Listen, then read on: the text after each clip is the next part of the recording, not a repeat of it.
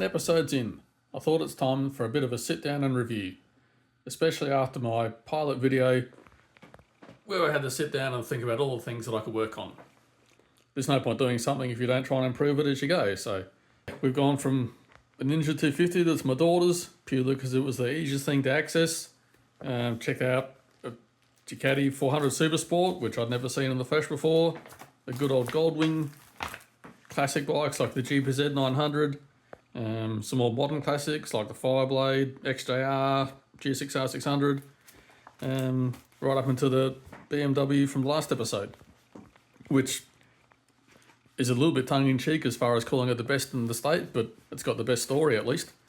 I'm waiting for someone to come along with a bike that's already been featured, so we get to actually have a challenger and then take over the title of best in the state for whatever model it might be. I don't know if this will interest anyone else or not. One thing really surprised me, looking at the bikes that have done really well, the old Goldwing is pretty much the highest sort of viewed bike so far.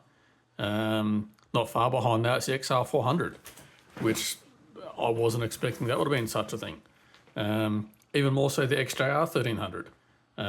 It's like the sort of third one. That reminds me, one thing I've got to stop doing or trying to cut down on is the amount of ums and so's and whatever else I'm doing. We'll find it out as we go. Yeah, good on me. Other thing that surprised me, looking at where people are actually watching the footage, doesn't particularly surprise me, obviously, that mobile footage is the most popular. What did surprise me, though, was that the second most popular one was TV. Another thing I found interesting is where sort of people come from. Obviously, most of them will be from Australia, because that's where we're sort of targeted at and where we're from and everything. Also, just weirdly curious in the subtitles, which I guess must be something to do with where people are watching.